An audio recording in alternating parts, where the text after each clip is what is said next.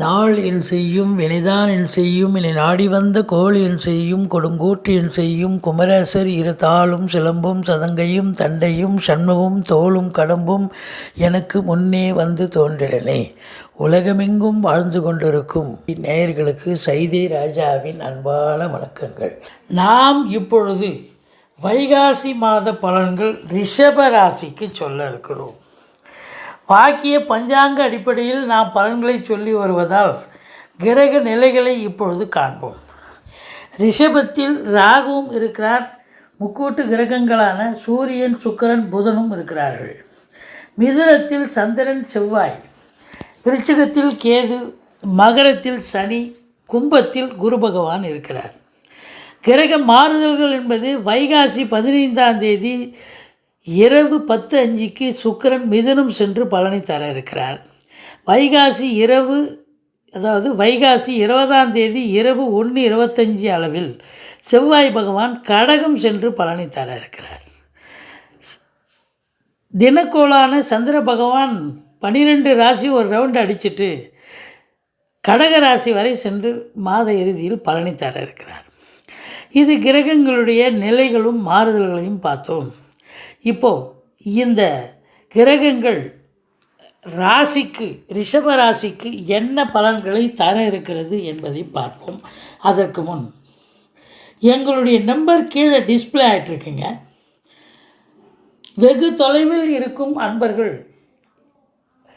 எங்களை WhatsApp number கூட அதே தான், எங்களை கான்டாக்ட் பண்ணி ஜோதிட தகவல்களையும் ஜோதிட பலன்களையும் கேட்க விரும்புபவர்கள் எங்களை அணுகலாம்.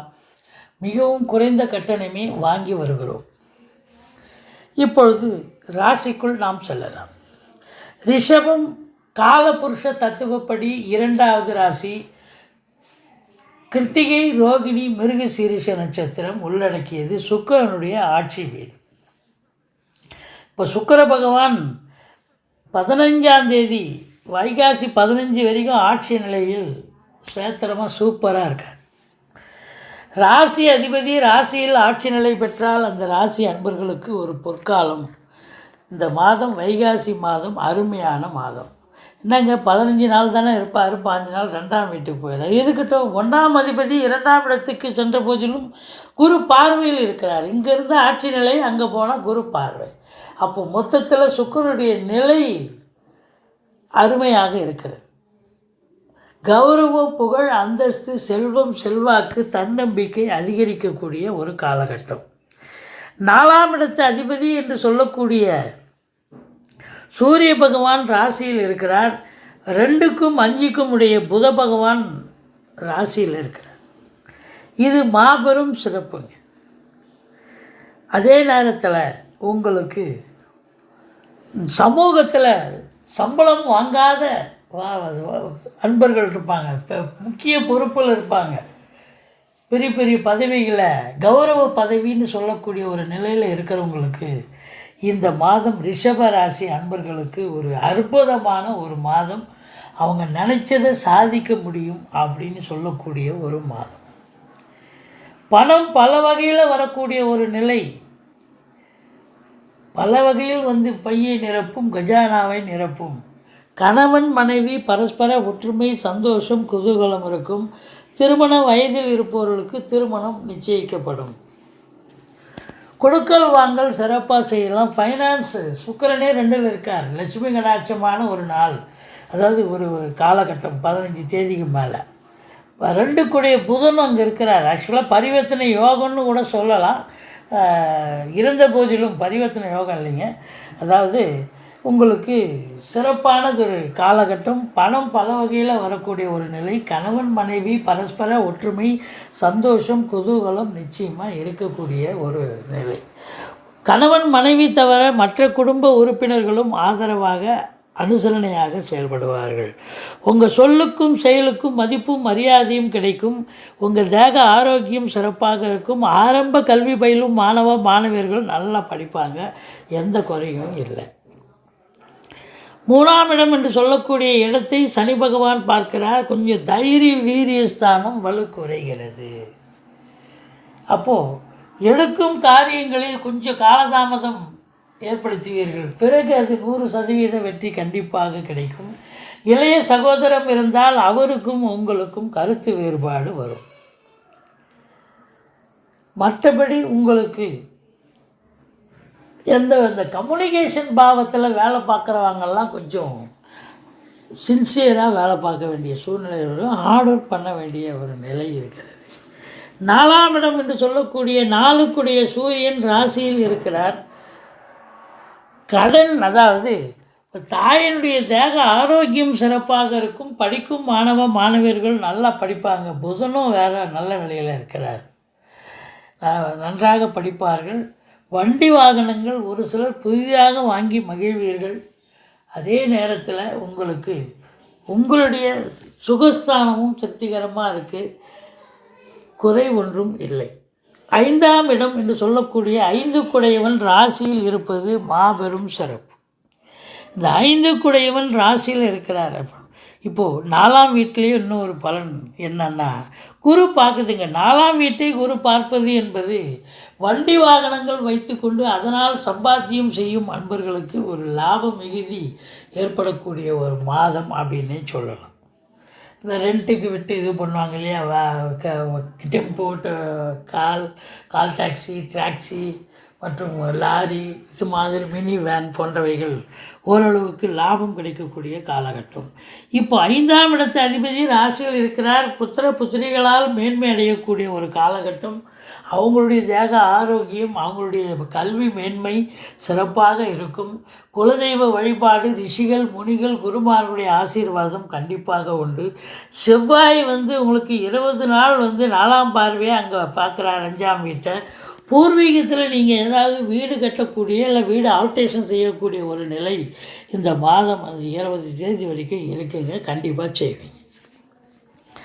அடுத்தது உங்களுக்கு 6ஆம் வீட்டை குரு பகவான் பார்க்கிறார். எதிரிகள் ஓடி ஒளிவார்கள். கடன் சுமை படிப்படியாக குறையும். அதே நேரத்தில் கடன் இல்லைன்னா புதுசாக கடன் வாங்கிக்கலாம். உங்களுக்கு கடன் கொடுக்கக்கூடிய ஒரு நிலை இப்பொழுது கடன் கொடுக்கறதுக்கு தயாராக இருக்காங்க. வீட்டு சுப செலவுக்கு வச்சுக்கலாம். தேக ஆரோக்கியம் சிறப்பாக இருக்கும். சொந்த தொழில் புரியும் அன்பர்கள் சிறப்பாக பணிபுரிவார்கள். நல்ல பணியாளர்கள் கிடைப்பார்கள். அதுதான் அங்கே முக்கியம். கோர்ட்டில் கேஸ் எதாக இருந்தால் உங்களுக்கு சாதகமாக தீர்ப்பு வரும். 7ஆம் இடத்தில் கேது பகவான் இருக்கிறார். உங்கள் ராசி அதிபதி 7ஆம் வீட்டை பார்க்குறார். எவ்வளோ நாளைக்கு அப்படின்னு சொன்னாக்கா உங்களுக்கு 15 நாள் பார்க்குறார். அதனால் உங்களுக்கு எந்த ஒரு குறையும் கிடையாதுங்க. ஸோ இதை பார்க்கும் பொழுது உங்களுக்கு என்ன நிலை அப்படின்னா, கொஞ்சம் கணவன் மனைவிக்குள்ள கொஞ்சம் மனஸ்தாபங்கள், பிணக்குகள், சண்டை சச்சரவுகள் வரக்கூடும் அப்படின்னு சொல்லலாம். நீங்கள் கொஞ்சம் அனுசரித்து போங்க. மற்றபடி உங்களுக்கு எந்த ஒரு குறையும் இல்லை. அதே நேரத்தில் நண்பர்கள் கூட எதிரிகளாக மாறுவார்கள். உங்கள் சொல்ல அவங்க ஏற்றுக்க மாட்டாங்க. நீங்கள் ஏற்றுக்கிற அளவுக்கு இருக்க மாட்டாங்க. நீங்கள் வேலை பார்க்குற இடம், நட்பு வட்டாரம், சொந்த பந்தம் எல்லா இடத்துலையும் கொஞ்சம் கருத்து வேறுபாடு ஏற்படக்கூடிய ஒரு காலகட்டமாக அமைகிறது. கொஞ்சம் அனுசரித்து போனால் தான் நீங்கள் வாழ்க்கை சிறப்பாக இருக்கும். இந்த மாதம் 9ஆம் இடம் என்று சொல்லக்கூடிய 9ஆம் இடத்தில் சனி பகவான் ஆட்சி நிலை. சனி பகவான் ஆட்சி நிலை அப்படின்னும் பொழுது உங்களுக்கு பூர்வ புண்ணியம், அதாவது பாக்கியஸ்தானம் வலுப்பெறுகிறது. பூர்வ புண்ணியஸ்தானம் சிறப்பாக இருக்கிறது. நீங்கள் வணங்கும் தெய்வம், குலதெய்வமும் சரி, இஷ்ட தெய்வமும் சரி, உங்களை காக்கக்கூடிய ஒரு நிலையில் இருக்கிறது. ஏன்னா 9ஆம் இடத்து அதிபதி 9இல் பாக்கிய நிலையில் ஆட்சி நிலையில் இருக்கிறார். தகப்பன் வழி சொந்தங்களால் ஆதாயம் பெறக்கூடிய ஒரு காலகட்டம் சிறப்பாக இருக்கிறது. அதே நேரத்தில் அவர் ஏதோ உங்களுக்கு பெரிய அளவில் உங்களுக்கு செய்யக்கூடிய ஒரு நிலையும் இருக்கிறது தகப்பன். அடுத்தது 10ஆம் இடத்தில் குரு பகவான் இருந்தால், 10இல் குரு இருந்தால் பதவி ஆட்டங்காணும், பதவி பறிபோகும். ஒரு சிலருக்கு ட்ரான்ஸ்ஃபர் கிடைக்கக்கூடிய ஒரு காலகட்டம் ஒரு சிலருக்கு வந்தாச்சு. ட்ரான்ஸ்ஃபர் வாங்கிட்டு போவீங்க. ஒரு சிலர் ப்ரொமோஷன்லேயும் போகலாம். எது எப்படி இருந்த போதிலும் இந்த 10ஆம் இடத்தில் குரு இருந்தால் கொஞ்சம் மேலிடத்தில், அதாவது சக ஊழியர்கள், மேல் அதிகாரி இவங்க சொல்லை கேட்டு நீங்கள் வேலை பார்த்தீங்கன்னு சொன்னால் எந்த பிரச்சனையும் இருக்காது. அவங்க என்ன சொல்கிறது அப்படின்னு சொல்லிட்டு நீங்கள் மேதாவித்தனமாக வேலை பார்த்தீங்கன்னு சொன்னால் பல பிரச்சனைகள், டிஸ்பியூட்டுகள் வரக்கூடிய ஒரு நிலை அமையும். இருந்த போதிலும் 10ஆம் இடத்து குரு அந்த அளவுக்கு எதுவும் கெடுக்க மாட்டார், பிரச்சனைகள் தருவார். நீங்கள் அனுசரணையாக போய் வேலை பார்த்தீங்கன்னா எந்த பிரச்சனையும் இல்லை. சொந்த தொழில் புரியும் அன்பர்களும் சரி அதே நிலைதான். எச்சரிக்கையாக பணிபுரிய வேண்டும். 11ஆம் வீட்டை சனி பகவான் பார்க்கிறார். 11 என்பது லாபஸ்தானத்தை சனி பகவான் பார்ப்பது என்பது லாபம் என்பது கிடைக்கும், காலதாமதம் ஆகும். கண்டிப்பாக கிடச்சிரும், கொஞ்சம் லேட்டாக வந்து தரேங்க அதை தரேங்க அப்படின்னு சொல்லுவாங்க. மூத்த சகோதரம் இருந்தால் அவருக்கும் உங்களுக்கும் கருத்து வேறுபாடு வரும். அதே நேரத்தில் உங்களுடைய எண்ணிய செயல் ஈடேறுவதில் காலதாமதம் அப்படின்னு சொல்லலாம். 12ஆம் இடம் அப்படின்னு சொல்லும்போது 12ஆம் இடத்து அதிபதி 2இல் இருக்கிறார், 3ஆம் இடத்துக்கும் போயிடுறார்.